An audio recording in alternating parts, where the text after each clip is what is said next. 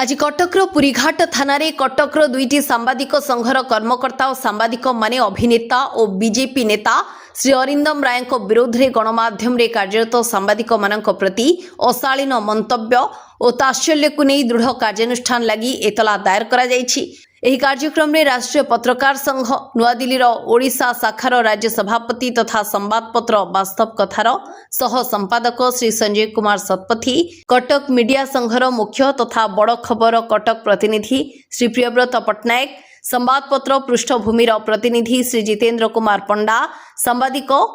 सौटी सागर मल्लिक, सांबादिक विपिन बिहारी दास, सांबादिक श्री जयदेव पाणी, सांबादिक श्री मानस दास, सांबादिक श्री विश्वरंजन दास समेत बहु गणमाध्यम और वैद्युतिक गणमाध्यम सांबादिक माने एकाठी होई कटकर पुरीघाट थाना रे पहुंची पुरीघाट थानार भारप्राप्त आरक्षी निरीक्षक श्री विश्वरंजन नायक एही विषय को गुरुतर सह नहीं गणमाध्यम को आक्षेप करिथिबा श्री रायक विरोध में दृढ़ कार्यानुष्ठान ग्रहण करने लगी एक दाबीपत्र प्रदान करिसेंति। यदि ही दाबी को पुलिस प्रशासन अणदेखा करे तेबे आगामी दिन में व्यापक आंदोलन कराजिबो बोली सांबादिक माने मत प्रकाश करिसेंति। सांबादिक माने आज पुरीघाट थाना चर्चार विषय पालटि जाइए।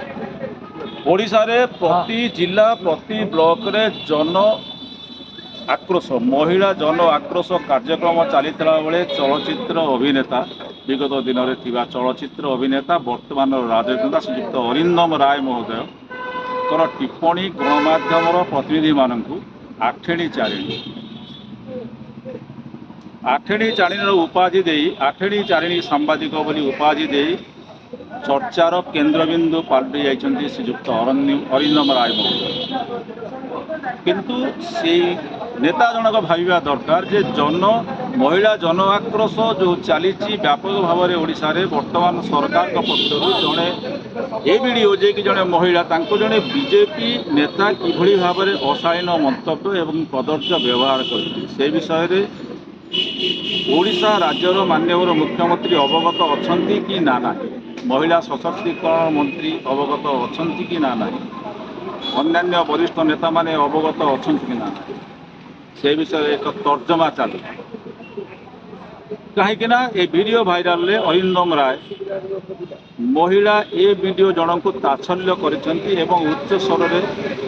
चित्कार करी कुभाषा अभद्र व्यवहार मध्य करिसेंति। जड़े सरकारी कर्तव्यरत कर्मचारी की एभली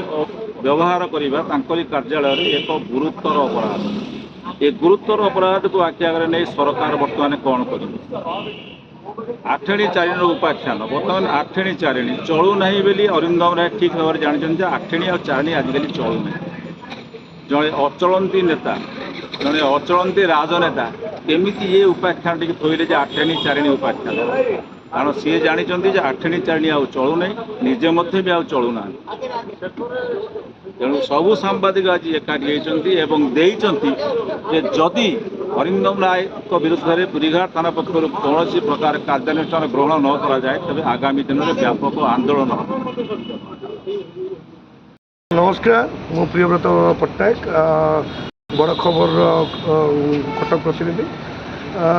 आपण जानिथिबे समाजर अप्रिय और नग्न सत्य को लोकलोचन को आनिबारे एवं समस्यार समाधान करिबारे गणमाध्यम भूमिका प्रमुख।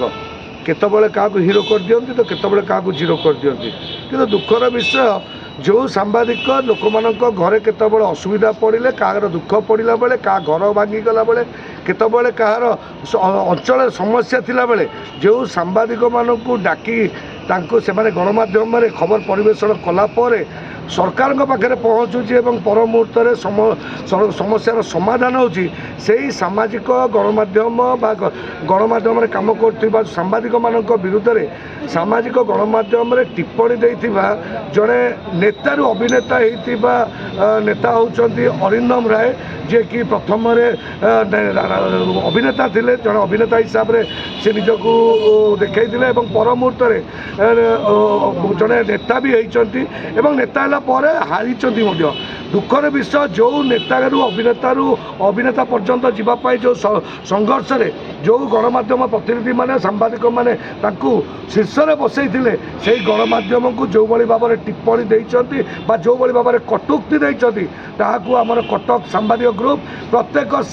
ଗଣମାଧ୍ୟମର ପ୍ରତ୍ୟେକ ବ୍ୟକ୍ତିବିଶେଷ ଏହାକୁ ବିରୋଧ କରୁଛୁ ଏବଂ ଯେଉଁ ନେତା ବାହାପିଆ ନେତା ଯେ କଟକ ପାଇଁ କୌଣସି ଅବଦାନ ନାହିଁ ବା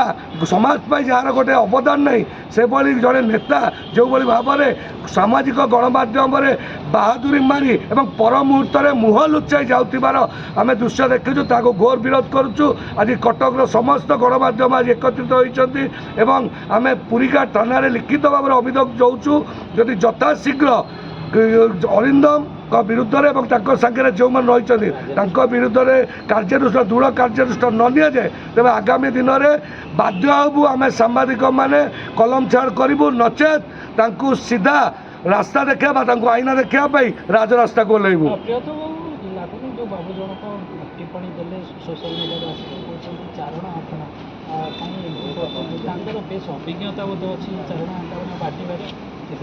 ନିଶ୍ଚୟ ଆପଣ ବଢ଼ିଆ କଥାଟେ କହିଲେ ଚାରେଣା ଆଠେଣା ବାଣ୍ଟୁଥିବା ସେଇ ନେତାଙ୍କୁ ମୁଁ ସିଧାସଳଖ ଏଇ ଗଣମାଧ୍ୟମ ସାମ୍ନାରେ କହିବାକୁ ଚାହୁଁଛି ଦୟାରେ ମିଳିଥିବା ପଦବୀ ଏବଂ ସହାନୁଭୂତିରେ ମିଳିଥିବା ସମ୍ମାନ ପାଇଁ ଏତେ ଗର୍ବ କରନ୍ତୁ ନାହିଁ। ପୂର୍ବରୁ ବବି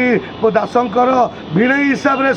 ଯେଉଁ ସମ୍ମାନ ମିଳିଥିଲା ବା ଯେଉଁ ଦୟାର ଯେଉଁ ପଦବୀ ମିଳିଥିଲା ସେଠି ନିଜକୁ ଆପଣ ପ୍ରମାଣିତ କରିପାରିଲେନି ସେଠୁ ତଣ୍ଟିଆ ଖାଇକି ଆଇଲେ ଏବେ ବର୍ତ୍ତମାନ ବିଜେପି ଭଳିଆ ଗୋଟେ ଦଳ ଭିତରେ ପଶିଛନ୍ତି ଯିଏ ଆପଣ ବଦନାମ କରିବାକୁ ଚେଷ୍ଟା କରୁଛନ୍ତି। ଯେଉଁ ଗଣମାଧ୍ୟମ ଲୋକଙ୍କର ଚତୁର୍ଥ ସ୍ତମ୍ଭ ବୋଲି କୁହାଯାଇଛି ବା ଯେଉଁ ଗଣମାଧ୍ୟମ ଆପଣ ଦୁନିଆ ଦେଖାଉଛି ସେଇ ଗଣମାଧ୍ୟମକୁ ଯେଉଁ ଚାରେଣି ଆଠେଣି କହୁଛନ୍ତି ଆପଣ କହିପାରିବେ ଗଣମାଧ୍ୟମକୁ କିଣିପାରିବେ କି? ଯେତେବେଳେ ଆପଣ ଡାକି ଆଣୁଛନ୍ତି ଫିଲ୍ମ ହେଲା ବେଳକୁ ଗଣମାଧ୍ୟମକୁ ଆଜ୍ଞା ଟିକେ ପ୍ରମୋସନ୍ କରନ୍ତୁ ସେତେବେଳେ ଆପଣ ଭିକ ମାଗୁଛନ୍ତି ଆମେ ଭିକ ମାଗୁଥିଲୁ। ଗଣମାଧ୍ୟମ ଭିକାରୀ ନୁହନ୍ତି ସବୁଠୁ ବଡ଼ ଭିକାରୀ ହେଉଛନ୍ତି ଆପଣଙ୍କ ଭଳିଆ ଯେଉଁ ନେତାରୁ ଅଭିନେତା ହେଇଥିବେ ଯେଉଁ ନାଟକବାଜ ଲୋକ ଅଛନ୍ତି ସେଇମାନେ ହେଉଛନ୍ତି ନାଟକ ଭିକାରୀ। ଆଉ ମୁଁ ଆପଣଙ୍କ ମୁହଁ ଉପରେ କହୁଛି ଅରିନ୍ଦମ ଆପଣ ଜଣେ ବଡ଼ ଭିକାରୀ। ଆପଣ କୌଣସି କାର୍ଯ୍ୟ ଠିକ୍ରେ କରିନାହାନ୍ତି ନା ଅଭିନେତାରେ ଆପଣ ଷ୍ଟିକ୍ କହିପାରିଲେ ନା ଆଜି ଆପଣ ରାଜନୀତିରେ ଷ୍ଟିକ୍ ହେଇଛନ୍ତି। କେବଳ ଆପଣ ଗୋଟେ ଡହରା ଭଳି ରାସ୍ତାରେ ବୁଲୁଛନ୍ତି ଲମ୍ବା ଲମ୍ବା ଚୁଟି ଦାଢ଼ି ଆଉ ଗୋଟେ ବିଡ଼ିଓ ଅଫିସରେ ବା ଗୋଟେ ସରକାରୀ ଅଫିସ ଭିତରେ ଜଣେ ମହିଳାଙ୍କୁ ଅସମ୍ମାନ କରିବା ଏବଂ ଯେଉଁ ସରକାରୀ ଅଫିସରମାନଙ୍କୁ ଅସମ୍ମାନ କରୁଛନ୍ତି ସ୍ୱାର୍ଥ ପାଇଁ ଯାଆନ୍ତି ଏମିତି ଯାଆନ୍ତିନି। ଜଣେ ଗଣମାଧ୍ୟମ ଜଣେ ପ୍ରତିନିଧି ଜନତାଙ୍କ ପ୍ରତିନିଧି ନିଶ୍ଚୟ ନମ୍ର ହେବା ଦରକାର ବିବେକୀ ହେବା ଦରକାର ସରଳଭାଷୀ ହେବା ଦରକାର।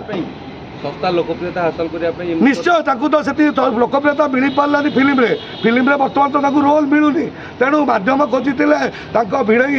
ବବି ଦାସକୁ ଯେ କି ବବି ଦାସଙ୍କର କାତ ପାଇଲାନି ତାଙ୍କୁ ଦେଇପାରିଲେନି ସେଥିପାଇଁ ସେ ଛାଡ଼ିଦେଲେ ବିଜେଡ଼ି। ଏବେ ବିଜେପି ପଛରେ ପଡ଼ିଛନ୍ତି ଆଉ ବିଜେପି ବି ମୁଁ ଆପଣଙ୍କୁ କହିଦେବାକୁ ଚାହୁଁଛି ଦୟା ଆଉ ସହାନୁଭୂତିରେ ରଖିଛି କାହିଁକିନା ଇଏ ଗୋଟେ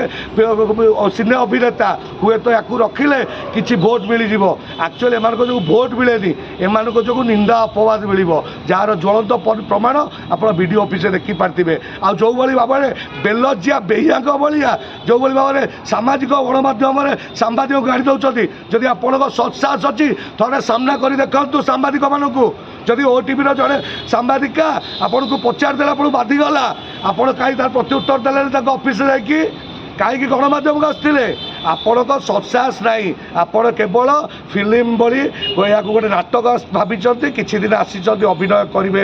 ରାଜନୀତିରେ ପୁଣି ଆପଣ ତଡ଼ା ଖାଇ ଲାତ ଖାଇ ଘରକୁ ଯିବେ। ଜୟ ଶ୍ରୀରାମ ନମସ୍କାର। ରିପୋର୍ଟ ବିଚିତ୍ର ଦୁନିଆ।